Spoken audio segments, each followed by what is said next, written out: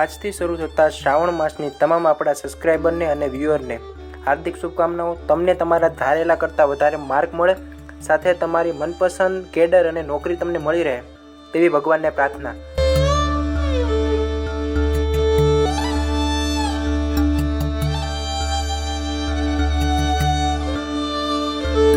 તો આજના વિડીયોમાં આપણે પોલીસ ભરતીના બોન્ડને લઈને વાત કરવાના છે। તમે કોઈ બોન્ડમાં આપેલી તારીખ પહેલાં તમે નોકરી છોડી દો છો તો તમને કેટલો દંડ થાય છે એના વિશે વાત કરવાના છે।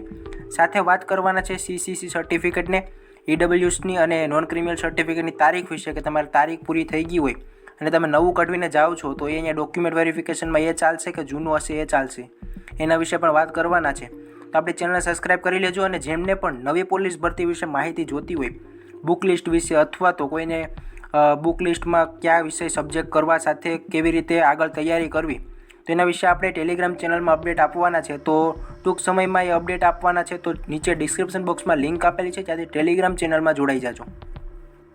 અત્યારે માર્કેટમાં કોન્સ્ટેબલ અને PSIના મેરિટને લઈને સૌથી વધારે તમને ઇન્સ્ટાગ્રામમાં અને ટેલિગ્રામમાં સાથે યુટ્યુબમાં વિડીયો મળી જશે। તો ખાસ કરીને વિદ્યાર્થીઓને વિનંતી છે કે એમાં સમય બગાડ્યા વિના તમારે માર્ક થતા હોય કે ન થતા હોય, આગળ કેવી રીતે તમારે સ્કિલ નવી શીખવી અથવા તમારો સમય કઈ તૈયારીમાં લગાડવો એના વિશે વિચાર કરો। તો જે મેરિટ લિસ્ટ આવશે અને જેનું નામ આવશે એ તો ભરતીમાં લાગી જશે, પણ તમે અત્યારે સમય ખોટો આવા વિડીયો જોવામાં અને સાથે ખોટા મેરિટના વિચાર કરવામાં ટેન્શનમાં ના આવો।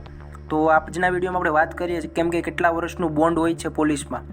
તો પોલીસમાં તમારે જ્યારે તમારે બોન્ડ ફોર્મ ભરવાનું હોય છે, એ બોન્ડ ફોર્મ તમારે મેડિકલ પછી આવતું હોય છે, તો એમાં પોલીસ વેરિફિકેશનનું ને તમામ આપણે નવો વિડીયો લાવવાના છે। તો બોન્ડમાં તમારે સિમ્પલી 3 વર્ષનું બોન્ડ હોય છે કે જેમાં તમારે એ બોન્ડ તમે તોડો અથવા તમે ટ્રેનિંગમાંથી છૂટા થઈ જાઓ, ટ્રેનિંગ તમને અઘરી લાગે અથવા પોલીસ ભરતીમાં તમે મેડિકલમાં કંઈ વાંધો આવે તમારે તો વાત અલગ છે, પણ જો તમે કોઈ બીજા કારણોસર પોલીસની નોકરી મૂકો છો 3 વર્ષ પહેલાં, તો તમારે 3 મહિનાનો તમારો પગાર જેટલો હોય એ પ્રમાણે તમારે દંડ ભરવાનો થતો હોય છે।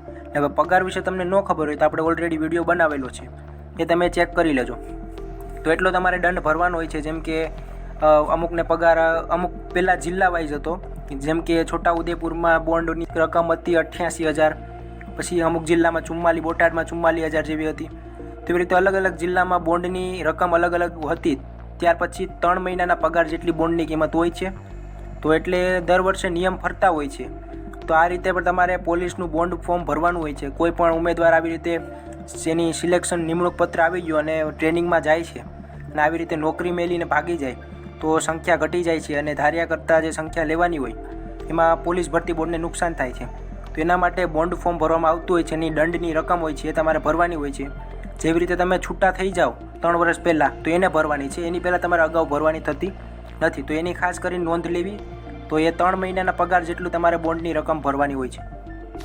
તો હવે આપણે વાત કરીએ કે જેમ તમારે ઓગસ્ટના એન્ડમાં અથવા સપ્ટેમ્બરમાં તમારે ડોક્યુમેન્ટ વેરિફિકેશન આવી જાય તો એના માટે કયા કયા ડોક્યુમેન્ટ જોઈએ, તો ટેલિગ્રામ ચેનલમાં લિસ્ટ તો મૂકેલ છે, છતાં આપણે એકવાર કહી દઈએ કે જાતિનો દાખલો, નોન ક્રિમિનલ સર્ટિફિકેટ માત્ર SCBC માટે, શાળાનું લિવિંગ સર્ટી, માર્કશીટ ધોરણ 10 અને 12, શૈક્ષણિક લાયકાત મુજબના પ્રમાણપત્ર જેમ કે ગ્રેજ્યુએશન લેવલ છે તો ડિગ્રી, NCC ફોર્મમાં સિલેક્ટ કરેલું હોય તમે તો એના માટે તમારે NCCનું સર્ટિફિકેટ હોય, વધારાના માર્ક મળતા હોય તો એપ્લિકેશન ફોર્મમાં તમે જ્યારે સિલેક્ટ કરેલ હશે એને મળવાપાત્ર રહેશે। સાથે સ્પોર્ટ સર્ટિફિકેટમાં રમતગમતના સર્ટી હોય જે નેશનલ લેવલના ને, તો એના માટે તમે સિલેક્ટ કરેલું હોય એપ્લિકેશન ફોર્મમાં તો એ તમને વધારાના માર્ક મળવા માટે તમારે મેળવવાના છે। લેખિત અને ગ્રાઉન્ડનું કોલેટર છે, ID પ્રૂફ તરીકે આધાર કાર્ડ છે, પાન કાર્ડ છે, ચૂંટણી કાર્ડ છે, લાયસન્સ છે અને CCCનું સર્ટિફિકેટ તમારે અત્યારે હાલ હોય તો ચેક કરવા માટે લઈ જવાનું છે, પણ એની અત્યારે જરૂર નથી। જ્યારે તમે કાયમી પોલીસમાં લાગો છો અને તમારો પગાર જે કાયમી ધોરણે ગણાય છે તો એ પગાર માટે તમારે જમા કરવાનું હોય છે 5 વર્ષ સુધીમાં। ત્યાં સુધીમાં તમે ગમે ત્યારે જમા કરાવી શકો છો। તો એના માટે તમારે એક યુનિવર્સિટી, માન્ય યુનિવર્સિટીમાંથી પરીક્ષા આપવાની હોય છે, તો એ સર્ટિફિકેટની અત્યારે ટેન્શન નથી। હવે વાત કરીએ EWS સર્ટિફિકેટની તારીખ અને SCBC સર્ટિફિકેટની, નોન ક્રિમિનલ સર્ટિફિકેટની તારીખ વિશે। તો જ્યારે નોટિફિકેશન આવી હતી ત્યારે EWS સર્ટિફિકેટ માટેની તારીખ હતી કે માન્ય તારીખ 1/5/2021 થી 30/4/2024 દરમિયાન ઇસ્યુ થયેલ હોવું જોઈએ, તો એ માન્ય ગણાશે। તો એના માટે તમારે આ તારીખ પ્રમાણે જે હોય EWS સર્ટિફિકેટ એ તમારે ડોક્યુમેન્ટ વેરિફિકેશન વખતે લઈ જવાનું છે। નવું કોઈ કઢવેલું હોય સર્ટિફિકેટ તો એ પણ તમારે નહીં ચાલશે એવું કહી શકાય, કારણ કે જે તારીખ આપેલી છે એ તમારે લઈ જવાનું છે. એ સર્ટિફિકેટના ડોક્યુમેન્ટ વેરિફિકેશન વખતે ઓરિજિનલ ચાલશે. એવી જ રીતે એસીબીસી માટે નોન ક્રિમિનલ સર્ટિફિકેટની તારીખ આપણે જ્યારે નોટિફિકેશન આવી હતી પોલીસ ભરતી બોર્ડની, ત્યારે એમાં તારીખ આપેલી હતી ફોર્મ ભરતી વખતની કે એમાં 1/4/2022થી 30/4/2024 સુધી તમે ઇસ્યુ થયેલું હોય તમારું નોન ક્રિમિનલ સર્ટિફિકેટ, તો એ તમારે 3 વર્ષ માટેનું જે સર્ટિફિકેટ હોય અને ફોર્મ ભરતી વખતે ઇલિજિબલ હતું સર્ટિફિકેટ, તો એ સર્ટિફિકેટ તમારે ડોક્યુમેન્ટ વેરિફિકેશન વખતે જમા કરાવવાનું છે.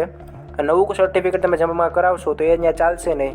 એટલા માટે તમારે જે જૂનું સર્ટિફિકેટ ફોર્મ ભરતી વખતે હતું તો એ તમારે ડોક્યુમેન્ટ વેરિફિકેશન વખતે ઓરિજિનલ લઈ જવાના છે તમામ ડોક્યુમેન્ટ. અને સાથે જે તમને સર્ટિફિકેટ અને જે લિસ્ટ આપેલી છે ટેલિગ્રામ ચેનલમાં મૂકેલ છે, તો ડિસ્ક્રિપ્શન બોક્સમાં લિંક આપેલ છે, ત્યાંથી જોડાઈ જાજો. પીએસઆઈની ચાલી રહેલી ભરતી પ્રક્રિયાનું ફાઇનલ સિલેક્શન લિસ્ટ ઓક્ટોબર-નવેમ્બર સુધીમાં જાહેર કરાશે. તો કોર્ટમાં ઘણીવાર સુઓ મોટો અરજી દાખલ થતી હોય છે પોલીસ ભરતીની જગ્યાને લઈને. આવી રીતે અરજી એક મૂકવામાં આવી હતી કે જેમાં 14,000થી પણ વધુ જગ્યા પોલીસ ભરતીમાં લાવવાની છે. એના માટે ફોર્મ ભરવાની તારીખ ટૂંક સમયમાં આવી શકે છે, અથવા તો જેવી રીતે આ ભરતી પ્રક્રિયા પૂર્ણ થાય ત્યારબાદ આવી શકે છે. તો ત્યાં સુધી તમારે તૈયારી કરતી રહેવાની છે. એ નોટિફિકેશન આવશે એટલે તરત ભરતી પ્રક્રિયાનું આયોજન કરવામાં આવશે. તો 2026 સુધીમાં ભરતી આવી શકે છે. તો એના વિશે આપણે અલગથી વિડીયો બનાવવાનો છે, કેટલી જગ્યા આવવાની છે, કઈ રીતે આયોજન કરી શકો છો, ભરતી 12 પાસ ઉપર હશે અથવા ગ્રેજ્યુએશન ઉપર હશે.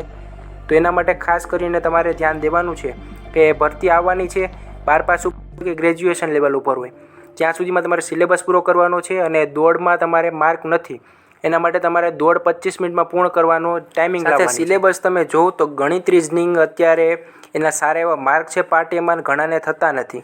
તો એમાં કેટલા માર્ક સુધરી શકે એના વિશે એક ટ્વીટ વાયરલ થઈ રહ્યું છે કે પોલીસ ભરતી બોર્ડમાં જેવી રીતે એ 1 ઓગસ્ટના દિવસે ફાઇનલ આન્સર કી આવી શકે છે અને સાથે 2 પ્રશ્નોના માર્ક તમને મળી શકે છે, 10 પ્રશ્નોના માર્ક તમને મળવાના નથી.